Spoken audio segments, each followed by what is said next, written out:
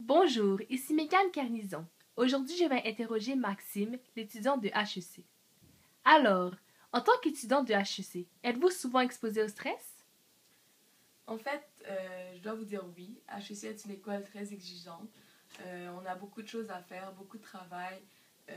L'environnement même de HEC est très stressant parce qu'il il est très compétitif. Les notes des étudiants sont basées en fonction des autres étudiants. Donc c'est sûr que la compétition crée un certain niveau de stress. Surtout que tout le monde rendu à l'université est là pour réussir. Donc on ne veut rien qui vienne nous empêcher à atteindre notre objectif. Pour vous, quelles sont les principales causes de votre stress? Bon, donc comme j'ai dit, les principales causes de mon stress, c'est surtout, je dirais surtout les exigences de l'école, la moyenne qu'on doit maintenir pour arriver à la maîtrise, euh, les moyennes qu'on doit maintenir pour pouvoir être embauché par la suite. Donc, c'est vraiment maintenir un certain niveau, rester dans la compétition en fait à HEC et vraiment finir, arriver en fait à nos objectifs, à mes objectifs personnels. Pensez-vous que votre choix universitaire vous expose plus qu'un autre à un stress?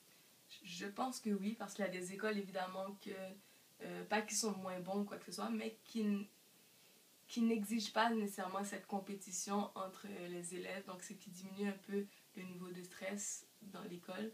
Je pense par exemple à UQAM, ou qui a le même programme de Business Administration. Je pense que les étudiants sont notés selon leur propre note, c'est-à-dire que si, je sais pas moi, un étudiant a 85 et qu'à la fin ça lui donne un ben cet étudiant aura un A. Alors qu'à HEC, si tu as 85 et que la moyenne de la classe est 80, cela n'équivaut pas à un A. Donc ça baisse nécessairement la moyenne. Donc tout est à HEC, tout va avec la moyenne de la classe, tout va avec les autres étudiants. Donc je pense que le niveau de stress, surtout que aussi HEC est une école exigeante, je ne dis pas que les autres écoles ne sont pas exigeantes, mais je pense que l'environnement d'HEC est particulièrement stressant. Ce haut niveau de stress a-t-il eu des conséquences sur votre santé? Moi, personnellement, oui. J'ai été très stressée, surtout cette dernière année-là, parce que c'était une année importante dans mon cheminement scolaire, puis ensuite pour ma, pour ma vie professionnelle par la suite. Donc, c'était une période de recrutement pour moi, un recrutement universitaire. Donc, pour me faire embaucher par un cabinet, c'était aussi le moment où j'appliquais pour ma maîtrise. Donc, j'étais à la maîtrise, c'était exigeant. Donc oui, j'ai vécu un moment de stress important. Quels ont été les symptômes? Euh, bon, les symptômes ne sont pas nécessairement apparents, mais je peux vous dire que, en fait, durant cette période, j'ai beaucoup maigri. J'ai développé des maux d'estomac. J'ai eu des problèmes au niveau de la vision. Donc même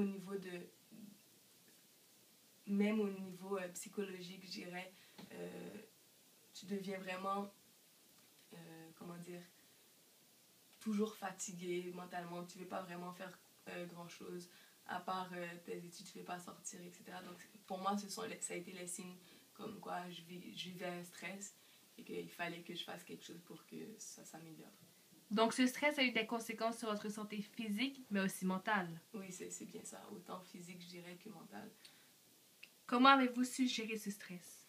En fait, justement, quand j'ai pris conscience que ce stress m'atteignait, il fallait trouver un moyen d'évacuer ce stress. Donc, j'allais faire du sport, j'allais faire quelques brassées à la piscine.